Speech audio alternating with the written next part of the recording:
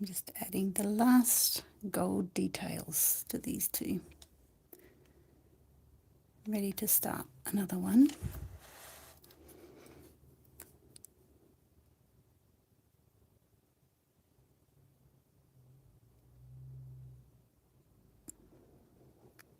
These are miniature watercolours that I mount on miniature blocks of wood myself.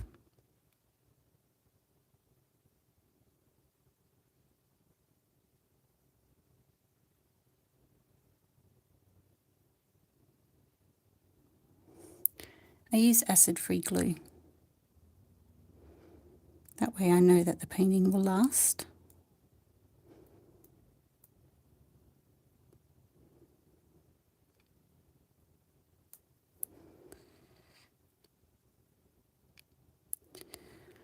Now it's not snowing yet, but it will. We're still in summer here in Australia. And I am all the way down the bottom in Tasmania, which is a very different climate here.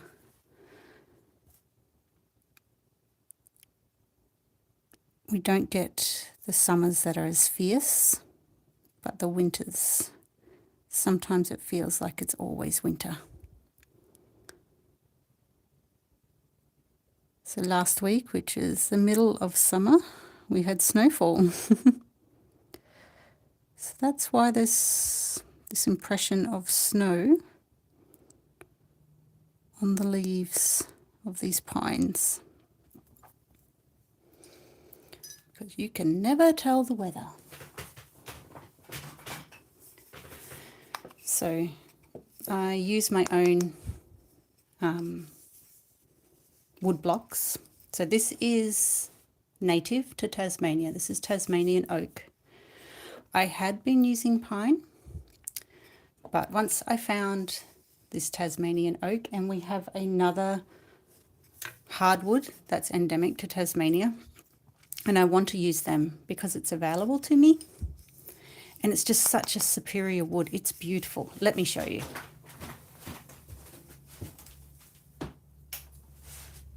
Some of these are just stunning. Look at that grain. It's just amazing.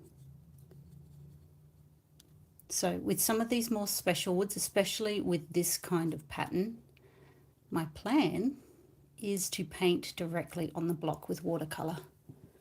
Look at that. Look at that live edge. Isn't that beautiful? I'm so excited. I'm so excited to try these. So this will be the same. I will try and paint just directly onto the wood instead of mounting the watercolour paper to it. With these ones, the grain is just not as beautiful. This grain is just fabulous. So I will definitely take advantage of that. But this one, I like the finish, and I will keep using the watercolour paper. That doesn't fit. I don't do this. I used to, but it's too much mucking around. But I always paint even just this size. It's a good travel size. This is because we're coming into winter, well, autumn, sorry. And the mushrooms will be coming out. I've been really inspired by the mushrooms lately. So I've done so many little sketches and drawings with the mushrooms. I love it.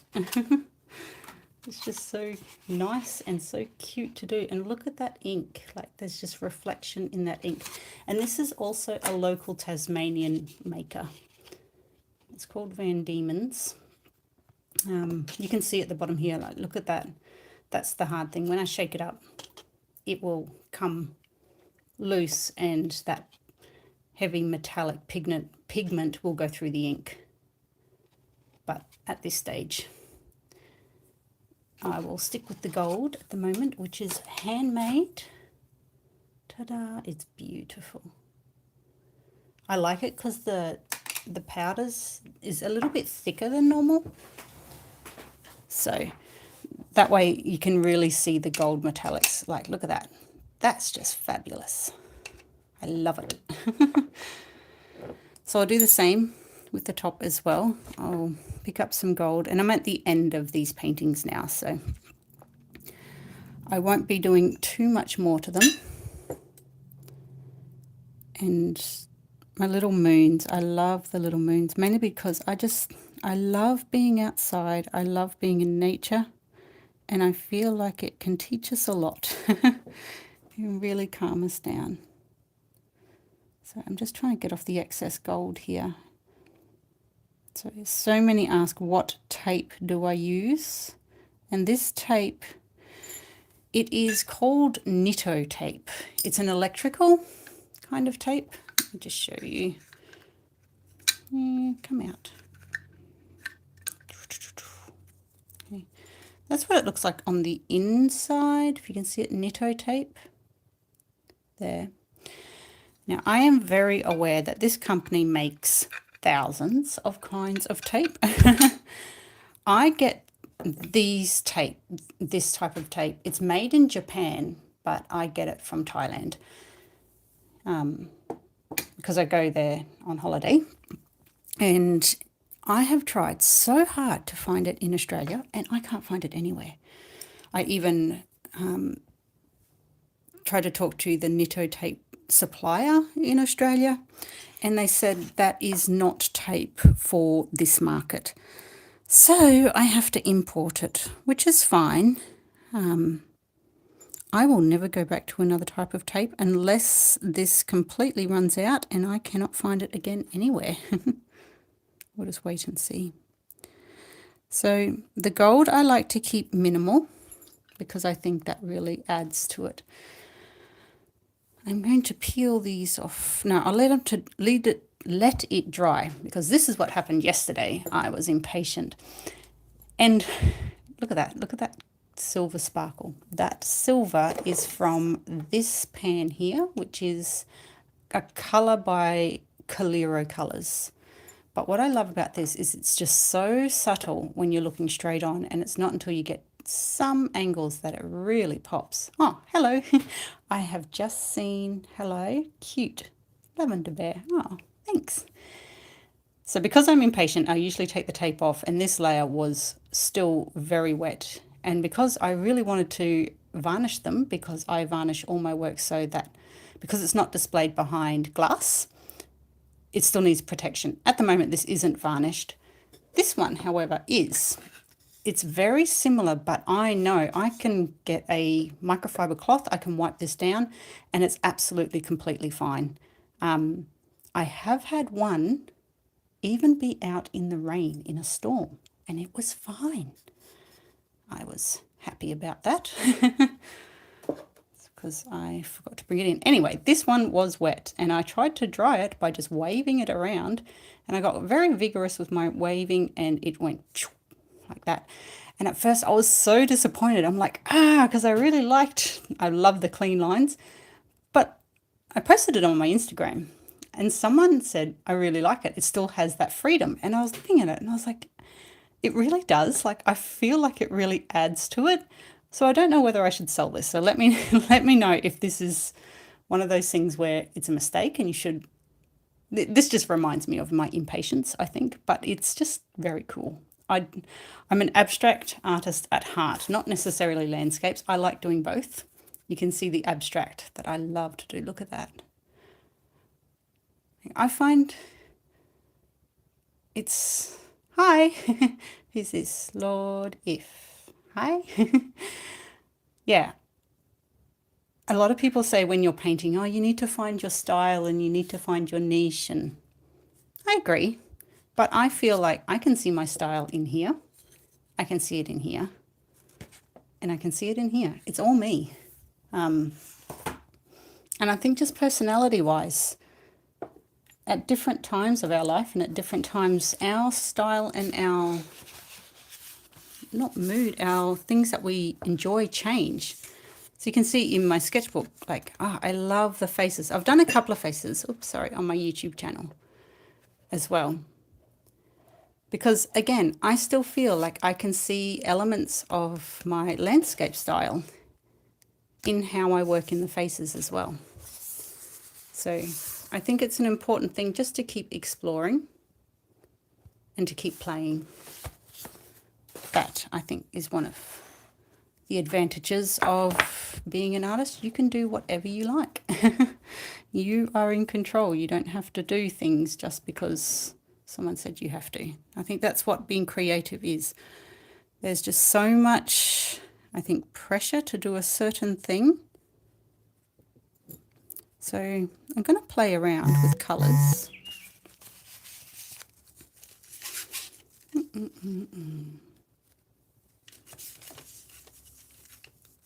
And see how we go.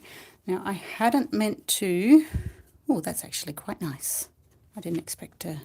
So I've got ultramarine blue, which I haven't used a lot of because it's a warm colour, and I'm mixing in some Windsor violet. And that colour combination is actually quite nice. It's like a very deep lavender.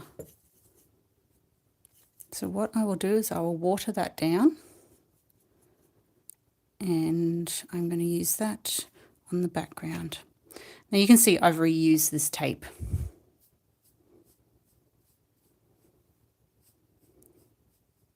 There we go.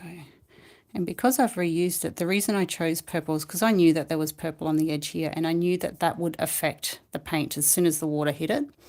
And I didn't want to lose the colour if I'd put like a peachy colour or something like that. So I'm just bringing that down. Now that's quite wet still, so I'll go in with paper towel and I will bring up some, or soak up some paint that I've just put in. And you can see it's got the impression of the paper towel in there. I don't mind that because I know I'll take it out later. Now I'm going to go through, and this brush is not wet. It's just slightly damp. And I'm just going through and just taking out some of those lines, and you can see automatically it's giving us those cloud shapes, those different shapes. And that purple that was stuck on the tape has bled into the top and made a nice effect. It's probably hard to see on camera here, but because ultramarine blue, the kind of pigment it is, it very much likes to separate and look very granulated. So I'm going to go through, this is at the end of my brush, and I'm going to just put some shadows on the cloud. And I know some are like, well, you know, you don't find this colour sky, you know, green sky, that doesn't make sense. It doesn't. It doesn't matter. This is some of the... I'd love to be a realistic abstract painter. Sorry, that didn't make sense, did it? I'd love to be a realistic landscape painter. Sometimes I go into exhibitions and I see some of these paintings and I know exactly where it is. I know where they stood, and I love it. And in my head, when I'm painting these things, I feel like they are realistic. And then I take a step back and I realize, no, they're not that realistic. And that's okay. It's just a different style. And I think that old proverb, that comparison is a thief of joy, it is so true. So just be happy with what you do and how you do it, and don't compare. It's not worth it. You take all the joy out of it. Okay, I'm quite happy with that. Rinse my brush. I'm going to pull that down just a little bit more. Now, because that's, for me, that feels just a little bit too blue and dark, I'm going to get some permanent rose, and I'm going to hopefully mix some kind of freshness in there with the pink. We'll see how we go. Just as some highlights.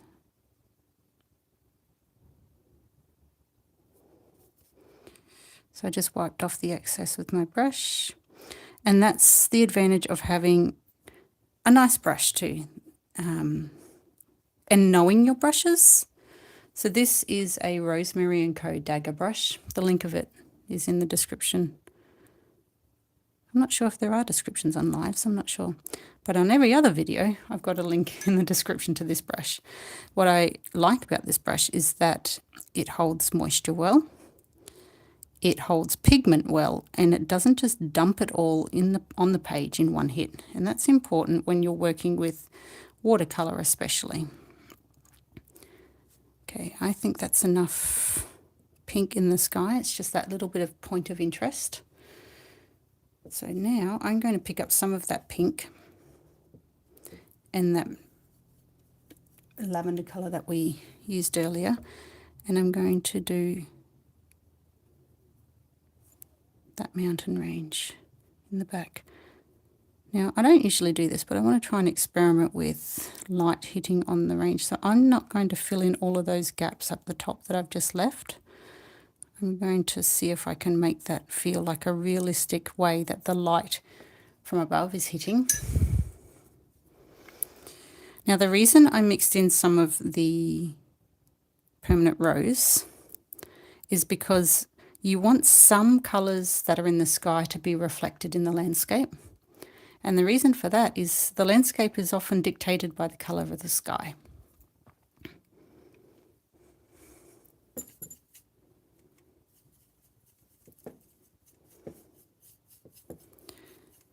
And the further something away is, the more your depth perception changes. So if you look at a scene, the mountains that are the furthest away are usually the lightest and the most hazy, I guess.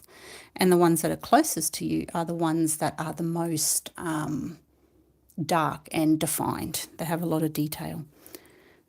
So I'm getting some more ultramarine blue and mixing it into that little mix that I made. And all the colours here, they are by Winsor and Newton. I have had this palette for about years, maybe more actually. I love watercolour. I love all the different shades that you get. And I love its portability. That's what got me in the end. I used to do abstracts and in acrylics. And if you're a painter, you will know that acrylics also take a lot of space. They don't have to, but at the time I was painting quite large.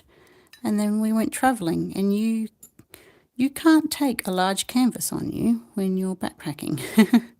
So I had to find something that would fit in essentially a carry-on bag.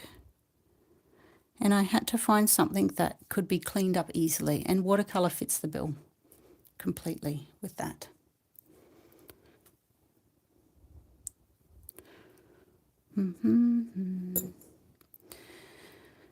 So what I'm doing now is I'm kind of waiting for layers to dry because I want some kind of definition in the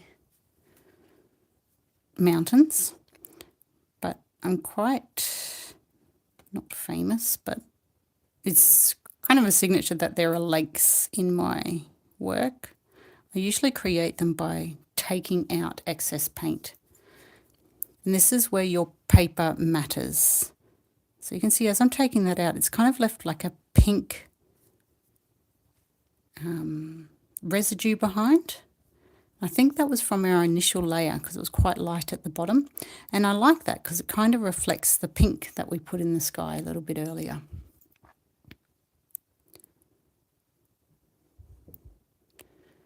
So if you're watching from anywhere other than Australia, I'd love to know where you're watching from. And if you're an artist, this is something that I really am surprised about, how many artists are watching.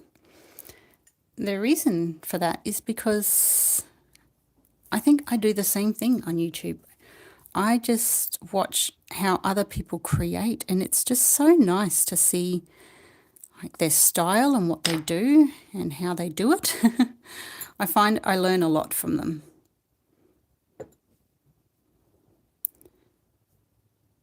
So now I'm just mixing up a stronger colour of the ultramarine blue, of the Winsor violet, and now I'm going in with the permanent rose as well. And I want that definition, that line of definition.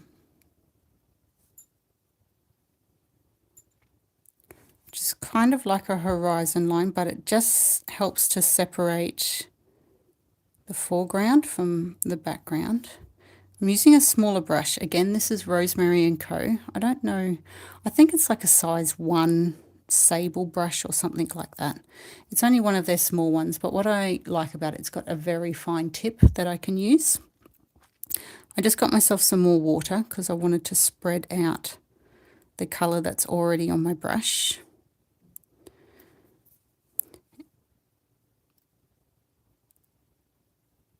And because it's that fine point on the brush, I can put some details that give the impression of trees.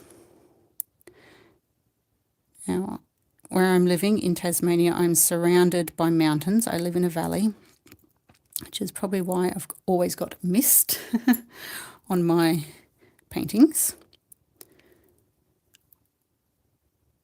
When I look out, if you look and just observe, it's amazing how you can get these very fine details, and you could almost see the individual branches and trees on some mountains, even though they might be 2 or 3 kilometers away.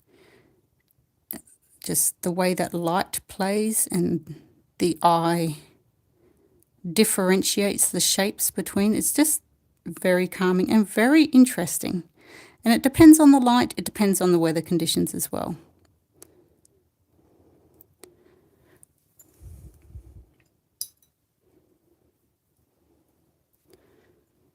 So I use watercolour pans. They are almost 100% Winsor & Newton in here, I think, besides the gold, which is handmade.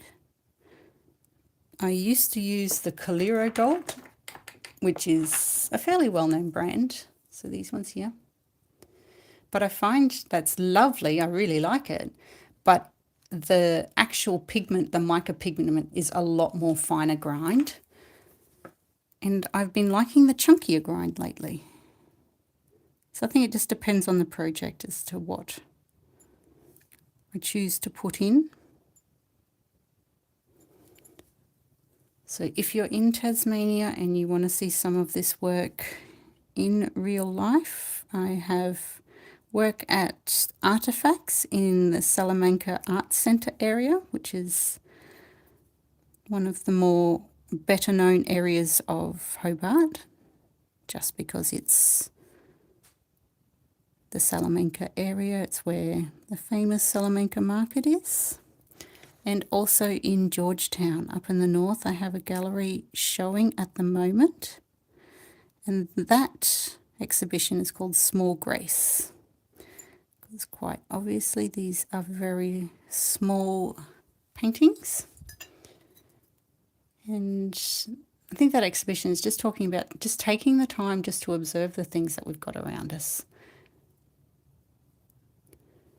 At the moment I'm living in the country, but I'm also very aware that it's easy to get wrapped up when you're living in the city. I used to live in the city, but you need to find those little pockets of nature or create them yourself and just have that time out in nature. So I'll pop the little moon in there, which looks lovely. And then the reflection on the water here.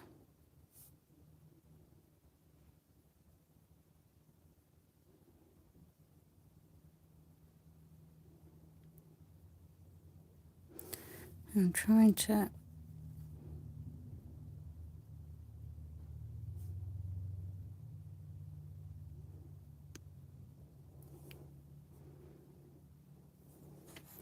so that is quite cool.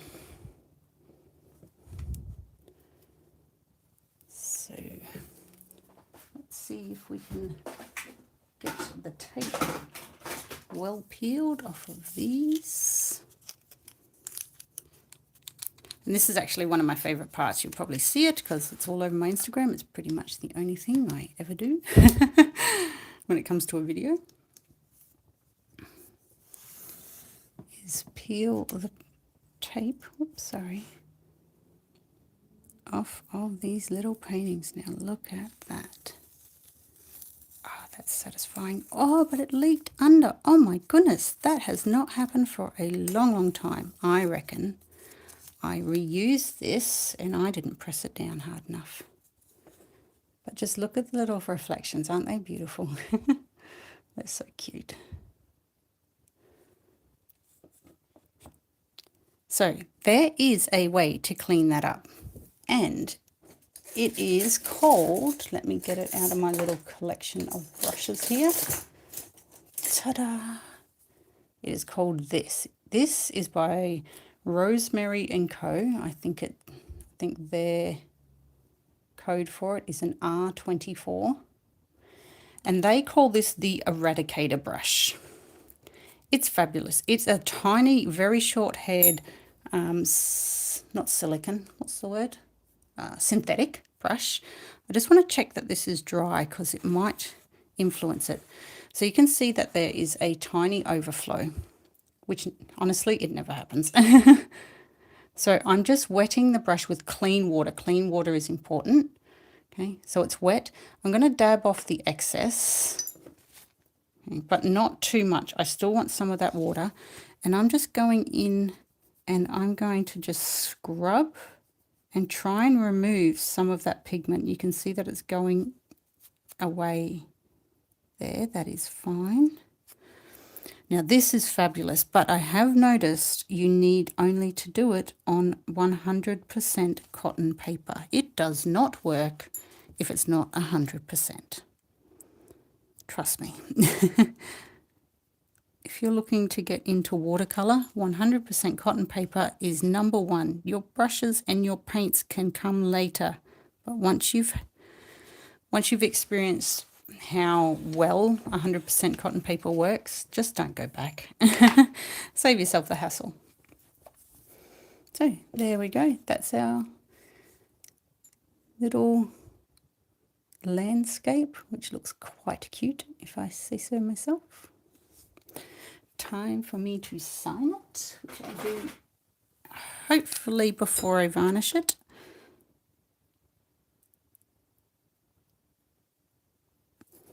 Ta-da! These are all available on my website. But like I said, I am going to be discontinuing these particular timber and going for the ones that are more available to me and are Tasmanian made, grown here in Tasmania. So thank you very much. Thank you for following along, and we will see you next time. Bye.